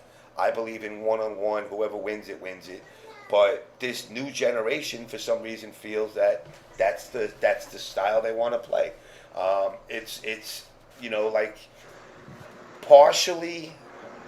When you're a team like AGE, for example, and like Fnatic and Chris G, realize that, well, Fnatic is in Justin's pool, and if he gets knocked into loses, he's going to have to face PR Rog, so Chris G has a better chance. So they try to throw the match. It's no different than two race car drivers boxing the other cars so the other guy can get the win. But now if you're just like Flocker versus Chris G and not giving a shit and just saying, well, we're splitting the money, that's a different story. Now, fighting games, yes, are supposed to be a one-on-one thing. But unfortunately, we now have teams. And that's because of sponsorships. Now, you can't have one without the other. There's going to be no money if there's no sponsorships. And there's going to be no teams if there's no sponsorships. So it's like you're kind of on a double-edged sword where you're trying to figure out, well, what's the fine line? Where do you go? Do you turn around and say, all right, if two players are on the same team and they wind up playing against each other, do we have to sit with a microscope and try to figure out if one guy's trying to throw the match? Now, there's a better way of selling things, and people have said it. Oh, you got to learn how to sell it better. So we're not trying to alleviate the problem. We're just trying to learn how to mask the problem. Yeah, I think we specifically that same event, Chris G versus Fnatic. It wasn't a great look. Even the commentary reflected on that. Mhm. So, I I think it's not even just masking the problem. It's if you're Fnatic, you know he like I said he tries to sell the products every 5 seconds by naming it and giving out the promo code. Fuck that, win. If you want to sell the product, you just beat your teammate who's the best player in America, arguably in the game. Win. Yeah, but now here's the thing. Like I said, now as a unfortunate making this into some kind of team sport, by knocking Fnatic, by Fnatic allowing Chris G allowing Fnatic to beat him and putting Chris into loses, it gives him the opportunity to chop the shit out of a lot of people and wreck their dreams. It's more of a guarantee that Chris will win the whole thing, obviously from previous results. And yeah, Chris has been proven to reset brackets. Chris isn't the I wouldn't call him the salesman that Fnatic is either. So I mean, let's a guy like Fnatic wins the whole thing and he doesn't go up there and says says something that or post something on Twitter immediately that kind of turns people off. He would say something maybe that would sell a few extra headphones or whatever the fuck it is. I just think like the middle ground between players that are on the same teams, it's a joke right now where it's at. Yeah. For where these guys, they're only on the same team, every 5 months when they get to see each other at the same major or something like that. Just beat the guy, and that'll trust me. You look at when Chris G ever goes to losers, it's a big deal. And Chris G getting sent to losers by his own teammate would be a big deal. It would be just as big a deal if Chris G came out of losers and won. And it's historically sometimes. Hold on 1 second. A bloody fetus. Unfortunately, right now, I haven't gotten codes. I gotta wait until Zantana or whatever her name comes out, and then I'll probably get more list of codes. I actually gave out all my codes last week and on Twitter, so I'm actually out of codes right now. So you're gonna have to wait until next. I think Zantana comes out this week, right? For Injustice, I believe. So unfortunately, right now I don't have any codes. But as soon as I have them, I will be giving out codes again. But you're better off going to that guy JamessMK on the On Blast show because he'll definitely have more codes. Anyway, continue. I'm sorry. Yeah, somebody just said it's easy. I'm not in that position. You don't have to be in that position to realize that if you're at a competitive level, you're playing high level games. The point is not to fucking throw it just so one guy can win and sell the product that you're trying to sell horribly. Because Chris G, I mean, as many fucking headphones as he wears, does not sell AG like Fnatic did, right? No. We can agree on that. Yeah. I mean, my thing is this: if you were on my team, I don't give a shit if you sell 1 million headsets and we're in the finals. I'm still trying to beat your ass. And guess what? I ain't splitting shit with your ass. Of course not. There's no fucking money in the community, and if I know I'm gonna win, I'm gonna win it. For $3,000, fuck you. Go get a job. Make fucking $3,000. If I win this shit, it's mine. You want me to split it? I'll buy you a pack of cigarettes. That's it. Shut up. This mentality that I see guys sitting in corners of rooms at the end of tournaments with calculators and 5 people trying to figure out how to split money. And that's the part that's sad. It's like. They've demonized Chris G, but it's been going on with everybody. Every top player. I'm calling out every single top player splits money. And in order to split money, guess what? You've colluded at that point. Stop mixing it up and saying, well, splitting the money and colluding is 2 different things. Yeah, there's a different mentality when you already know you're guaranteed money, too. Yeah. If I don't know if I'm getting anything, guess what? I'm trying a lot harder, whether we collude or not. If the minute you say, oh, we're splitting the money, You know, I'm going, all right, well, if there's $5,000 and we're splitting it between two, well, obviously it's 50-50. I'm getting 2,500 nut. Now, we can even say, well, maybe they'll try some. But reality is the mentality's already changed once you know that the money's being split. So really the collusion isn't the aspect of it. It's the money split that's the aspect. But people seem to say, well, that's okay. Yeah. You know, what's okay is, you know, and it's sad. Back in my day, you know, when you put your quarter on the screen to fucking play your game of Street Fighter or Mortal Kombat, your goal was to stay on as long as you can. You know, and that mentality is gone because of consoles. There's no repercussions for losing, you know, because, you know, you just go, I lost, okay. I'm in losers now. I just got to chop my way through losers. You know, where in the arcade, you might be 30 guys deep before you actually get to play again. You know, and we used to have tournaments where you could buy back in. So if I get knocked out, I'd pay another 30. Say it was $15 to enter the tournament. If I got knocked out, I would be able to pay $30 to get back into the tournament. You know, somebody spoke of unions, player unions earlier. Yeah. Right now, what there is, you know, when you see these major events, there's these friendships where these guys are all top players, and it's not even like a question if they're gonna split at this point.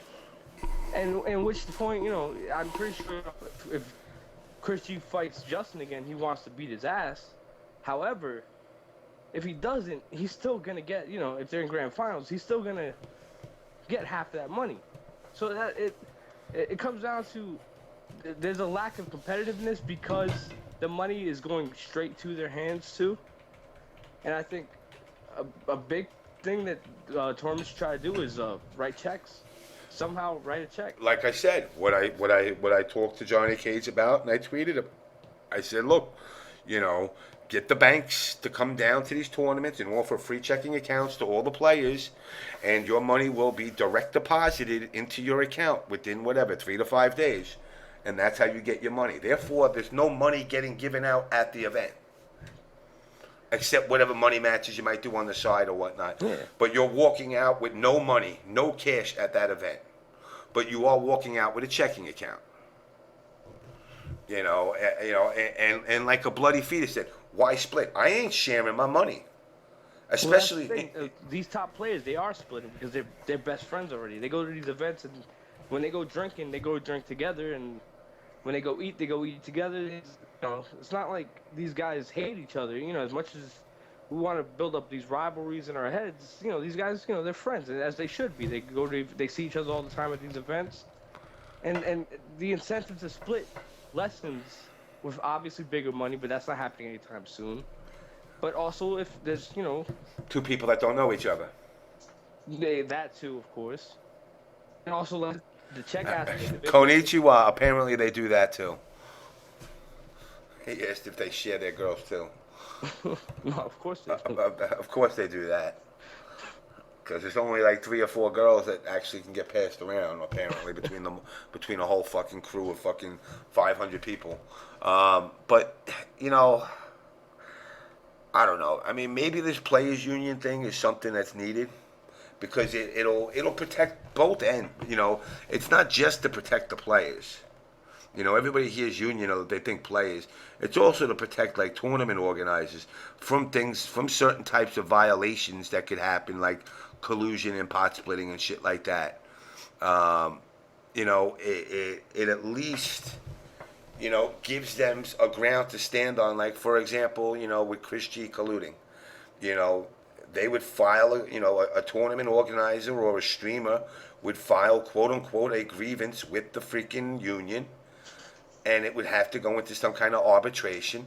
And I think by that happening and players seeing the monotony and the pain in the ass that it brings will deter them from doing it. Yeah, of course. That's where the middle ground lies. The middle ground lies in representation for both sides. And that's why that's one thing I wholeheartedly agree on with people is that there should be a middle ground. There shouldn't be just the TOs having their ways. The players should have a voice in all this too. And it's not just one guy. It should be, like a union. A group, yeah, a group of them, and that means to the little guy that's just a pot donator, up to the top players. Everybody should have a voice and a voice and a say. And I mean, I hate to do this. I'm going to wrap this up because I just realized it's 6:15. But in closing, like I said, a union would be a good thing for the players. It'd also be a good thing for the tournament organizers. It would definitely, get, don't pull a wolf crone and not pot split to make a statement. I mean, look, I'll tell you this right now. If you play me, I don't care who you are. If you play me in any finals, in any game, especially Candy Crush, and we're in the finals, I'm telling you now, even if you're my mother herself, I ain't splitting shit. Fuck that. Whatever I make, I make. If I take second place and it's $1,500, or if I get first place and it's $4,500, you ain't getting either. And I think players, I understand the friendship aspect. If you're going to do it, go, West Coast motherfuckers, go to your acting schools. East Coast motherfuckers, go to your Broadway classes. Learn how to act, because you better learn how to act if you're gonna sell this shit off and not get it, and not get it fucking caught by a TO or a streamer or be accused of colluding. And with that said, Marvaz, I'm gonna let you rock. I'm gonna go get some sleep. Guys, thanks for tuning in. Be sure to check out that other dude, JamessMK, on the On Blast show on Ustream on Tuesday nights, 10 o'clock Eastern Time. And, glad you guys joined me for this little Twitch adventure.